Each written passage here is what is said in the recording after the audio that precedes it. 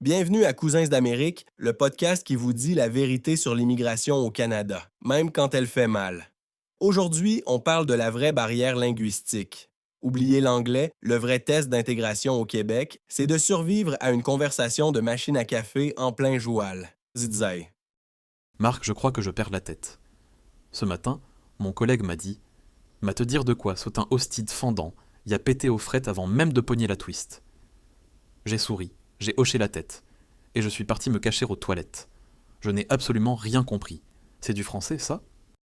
C'est du français, Pierre, mais c'est du joual. Le joual, c'est la langue de la rue, la langue du cœur. C'est un mélange de vieux français, de contractions extrêmes et d'anglicismes francisés. C'est comme le verlan ou l'argot en France, mais avec 400 ans d'histoire. Décortiquons la phrase de ton collègue. Tu vas voir, c'est de la poésie.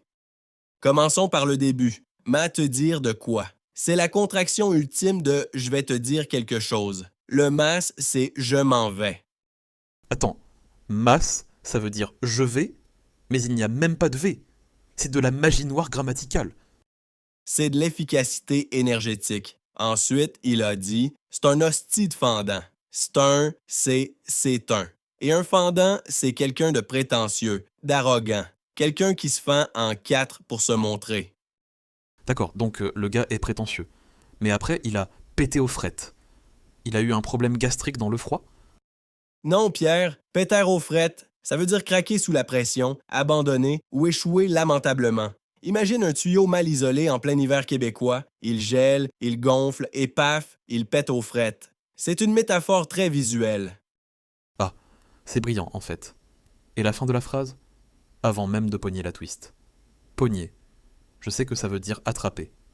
Mais la twist?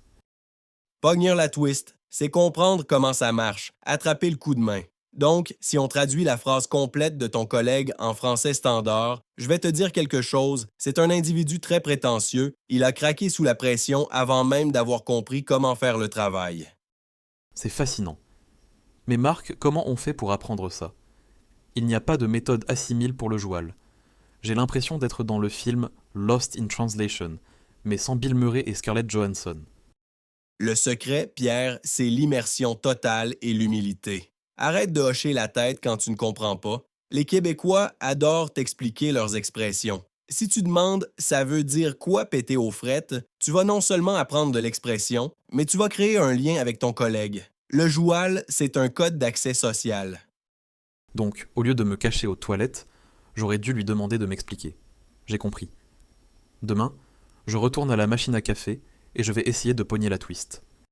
Exactement. Le conseil pratique du jour, ne voyez pas le joual comme une barrière, mais comme une invitation. C'est la langue de la confiance. Si un Québécois vous parle en joual, c'est qu'il ne vous considère plus comme un touriste, mais comme un des siens. Merci Marc.